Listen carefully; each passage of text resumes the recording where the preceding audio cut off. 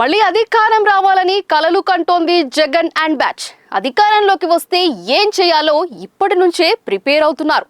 గతంలో చేయలేదు, second time power లోకి వస్తే పార్టీ క్యాడర్ కు తప్పకుండా న్యాయం చేస్తానని ప్రకటించేశారు. ఇక్కడి వరకు బాగానే ఉంది. కానీ సత్తెనపల్లి పర్యటన తర్వాత ఆ పార్టీ రాజకీయ సమాధికి పునాది వేసుకున్నారనే టాక్ వినిపిస్తోంది. ఏ పార్టీ అయినా ఓటమి నుంచి పాఠాలు నేర్చుకొని మరోసారి అధికారంలోకి వచ్చేందుకు ప్రయత్నిస్తోంది. తెలంగాణ బీఆర్ఎస్ ఎక్కడ పొరపాట్లు చేశామనేది కొంతవరకు గ్రహించి ముందుకు వెళుతోంది. కానీ ఏపీలో వైసీపీ మాత్రం డిఫరెంట్ ఫ్యాక్షన్ పాలిటిక్స్ చేస్తామని ఓపెన్ గానే వార్నింగ్ ఇచ్చేస్తోంది. జగన్ సత్తెనపల్లి పర్యటనలో వెలుగు చూసిన ప్లకార్డులు టీవీలో చూసి అందరూ అవాక్కవుతున్నారు. గంగమ్మ తలల జాతరలో వేట తలలు నరికినట్టు రప్పా రప్పా నరుకుతామంటూ పుష్ప డైలాగ్ ఫ్లెక్సీలో వైసీపీ కార్యకర్తలు ప్రదర్శించారు.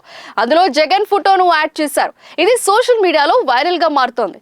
వైసీపీ నేతలు ఎవరి తలలు నరుకుతారు? అయినా అధికారంలోకి రావాలనుకునేది తలలు నరికేందుకా అనే ప్రశ్నలు ఉత్పన్నమవుతున్నాయి. రెడ్ బుక్ పేరుతో అక్రమ కేసులు పెట్టిస్తున్నారని వైసీపీ నేతలు ఇప్పటికే ఏడుస్తున్నారు. రెడ్ బుక్ ను ధీటుగా ప్రజలను తమ వైపు ఎలా తిప్పుకోవాలనే దానిపై ఫోకస్ పెట్టాల్సిన వైసీపీ జనాలను భయపెట్టేలా బెదిరిస్తోంది. అయినా పవర్ లేకపోయినా బరిదెగించి వెంటాడుతాం, నరుకుతామని చెప్పేస్తుంటే ప్రజలు అమాయకులా?